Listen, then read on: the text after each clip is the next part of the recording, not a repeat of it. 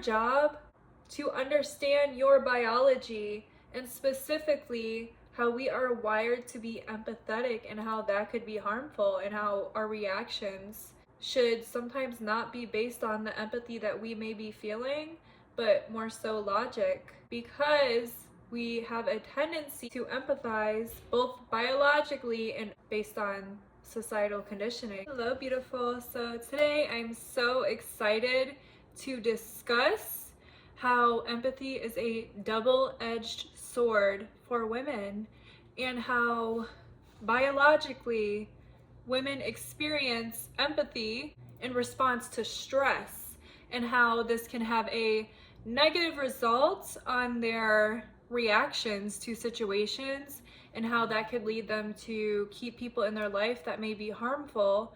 And it's not only biologically, but also societal structures influence women to be more empathetic. And yes, empathy has this connotation of being very helpful. Empathy has a positive connotation, but over empathizing or empathizing with people who are harmful to you or abusive is what we are talking about here, which I see a lot, right? People will be in a toxic relationship and they'll tell themselves the whole time, like, oh, I know where they're coming from or why they do what they do. And they're using this as justification. They're using their empathy as a justification for bad behavior. And oxytocin also plays a role in that, as well as your stress response, societal factors, estrogen, and your mirror neurons. So we're going to get into all of this and really just have a conversation about how you need certain qualities that are deemed masculine in order to protect your more feminine qualities, such as empathy, right? Because if you do not have the balance, then you're over empathizing, and that will lead to your detriment as a woman. As women, it is so important to really understand our biology and these certain traits that may be a double-edged sword, such as empathy, and when we should be using empathy, right? Despite our feelings, despite the empathy we may feel for someone, we might have to use our more masculine traits, which is like setting boundaries, seeing things logically. And that does not mean our manly traits, right? Every human being has masculine and feminine qualities, and this surpasses gender. We all have those within us, and those are just two words to describe certain groups of attributes, right? That's all that is. It's argued that in women's studies that masculinity and femininity is dominance and submission, and I think that's how it reflects in society for sure, and in the patriarchy. But in explaining this, I'm using masculinity and femininity as two different groups of qualities that everyone reflects within them, no matter what gender you are. So you can be a man with both masculine and feminine traits, but you're more masculine dominant, and vice versa for women. So in masculinity and femininity, both of these things have value, right? It's just two different groups of attributes with value that we all need to have, right? For masculinity, we all have to protect ourselves. Stability is a more masculine trait, right? Things like nurturing, being in a state of flow energetically, rest, intuition. These are more so feminine traits. Empathy is a feminine trait.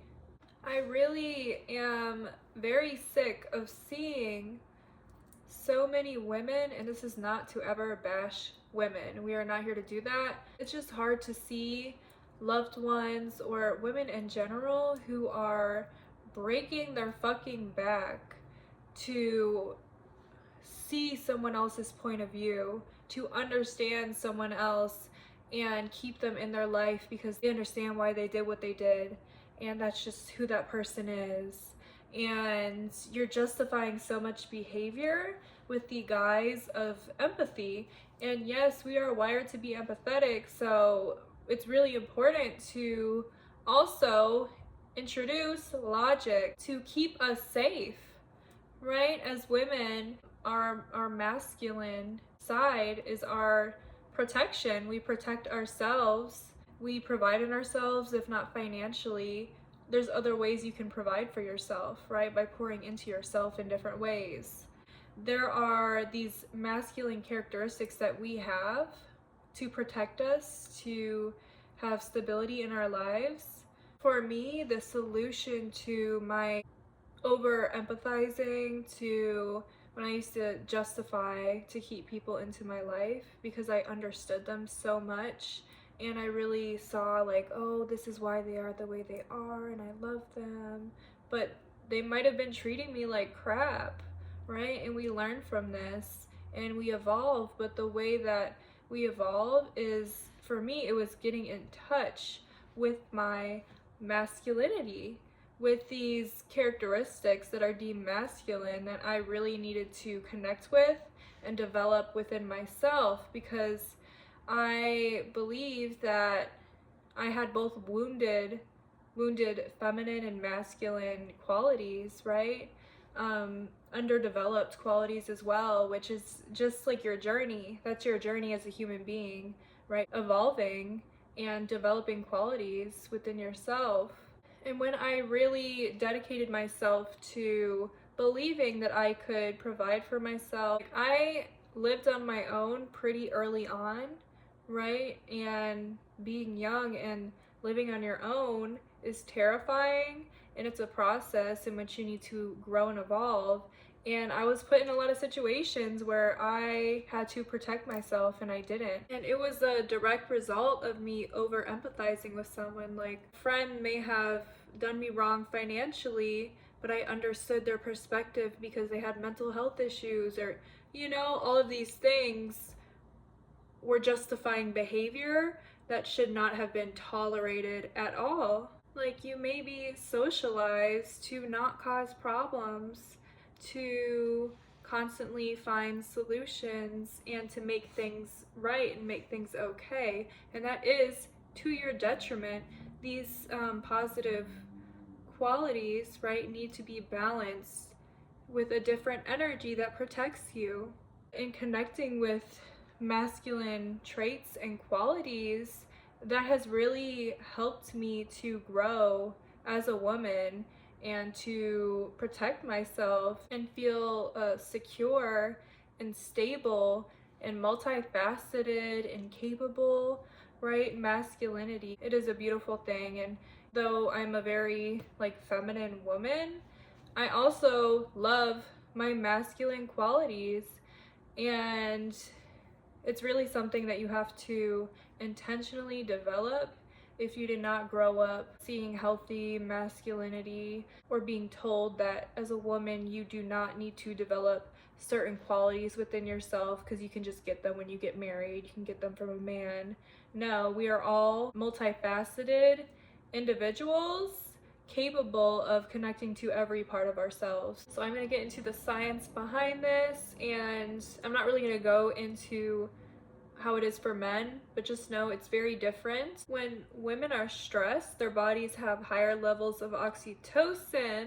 Women are more likely to have a tend and befriend response in their stress response, where we reach out for support and care and comfort others.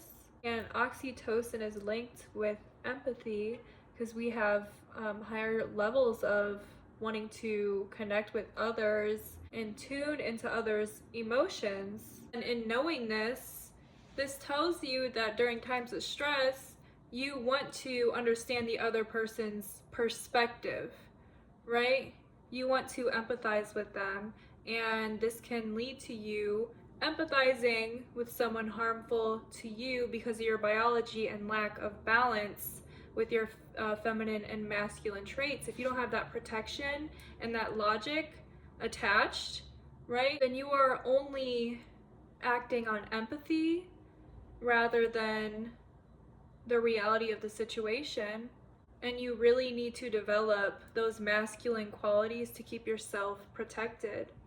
So we not only have oxytocin, we also have estrogen, which during our follicular phase, we have increased empathy. Mirror neurons are cells in the brain that allow us to mimic or mirror the emotions and behaviors of others. So these play a role in empathy in women because we have more mirror neurons than men do. And this can explain how we're more emotionally attuned to others' stress or suffering. So not only do we have these biological things that are different than men, right, that make us more likely to be empathetic, in society, there's so many things that are expectations, societal norms that are placed on women that socialize us from being children to be more empathetic. And this can be in really negative ways. We're socialized to be caregivers, if not as a role in the family, as a career, right? We're socialized to value relationships, nurturing, caregiving, and emotional connection. And I really do feel that women are really taught to externalize their energy. This externalizing energy is a result of so many different influences, but specifically how we are taught to focus on the needs of others, right? So that could cause us to constantly be worried about what other people are thinking as well, right? And not even knowing what we need, not having a solid foundation with a bunch of different masculine qualities paired with feminine qualities give us that foundation, right? And if we do not have that because we're only on one side of the coin, where we are so externalizing our energy and focusing on other people and nurturing and this, that, and the other, right? Because we're so empathetic and we're so socialized to put other people first and to be selfless. And do you even have a solid foundation? Do you even have a connection with your masculine traits? And your masculine traits would not let you go out there and damn near kill yourself to be a good woman in the patriarchal society that expects so much from us. You need to learn how to protect yourself, provide for yourself. You're pouring into yourself. That could be providing for yourself as well. What are you providing your body? These different areas of your life could use that masculine energy. We're going to learn the qualities and incorporate it into our lives by giving ourselves structure, by giving ourselves protection, not putting ourselves in situations that are dangerous, right? Or laying with men who are not pouring into us, or having low expectations for the people that we allow into our lives. I feel that the patriarchy has brainwashed us to not have expectations for men because of the fact that we can provide for ourselves now. We can have a bank account now. We got access to all of these things through so many women before us fighting for these rights. And now that has changed certain dynamics, right? Women are able to provide for themselves.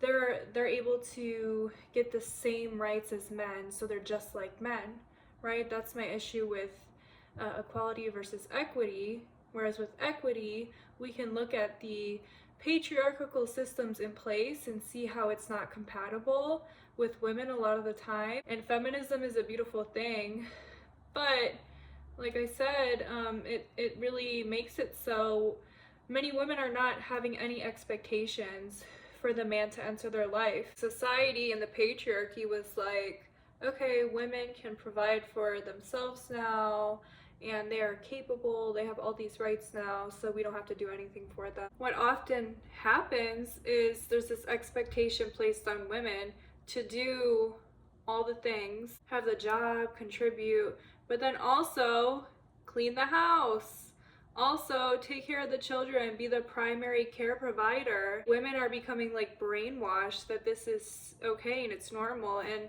this might not be true for you, and if it's not, then that's wonderful, but this is how it is a lot of the time. I mean, that's what I saw growing up. That's what I continue to see. What that is unpaid labor.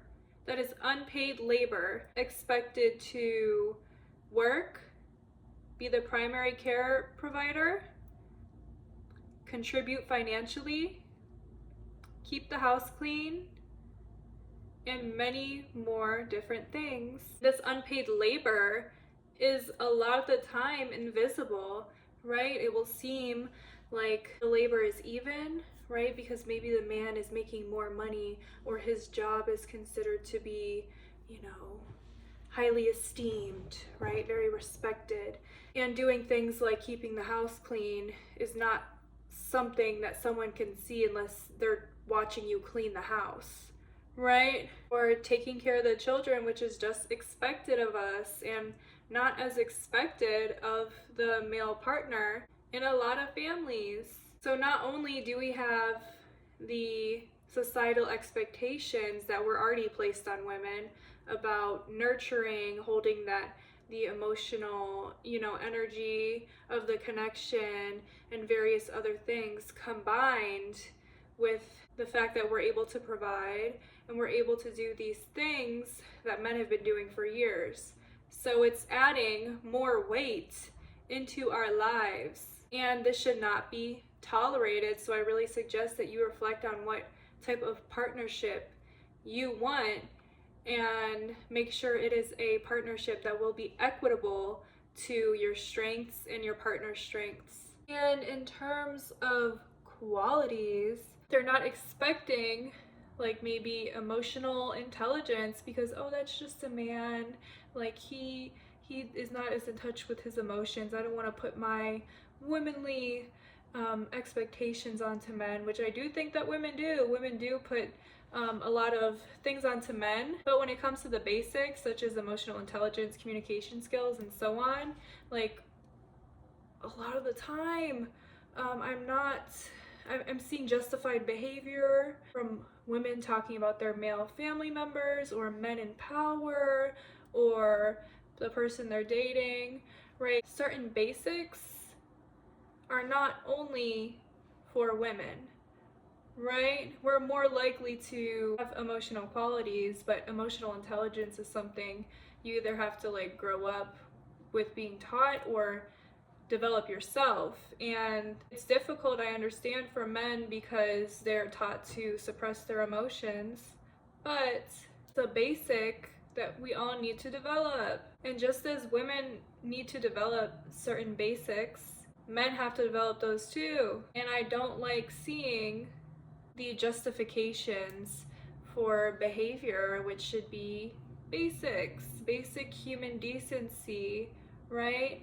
And it's tough seeing women over empathize to their detriment to keep men in their lives because they don't believe they have options, they have a lack mindset, or they're just so deeply connected to their empathy rather than their masculine traits such as logic, protecting themselves, right? As women, we are nurtured to be nurturers and have all of these more feminine characteristics that are so beautiful and should be honored, but we also need to develop the other side of the coin, those masculine traits that can protect us from our possible over empathy, our logic that can make us look to situations clearly and understand that it may be a harmful situation, and our empathy is real and our emotions are so beautiful and so real. But it's painful to see people in my life that I love and beyond, right? Because this is a thing that happens with a lot of women where we're over empathizing to our detriment, keeping us in situations that are harmful to us. So please learn your biology, understand that women are different, we're socialized to be different, and we have certain biological components that make us respond differently. And it's so important for us to research this, understand how we can be harming ourselves through over empathizing. Thank you guys. I hope you enjoyed this video.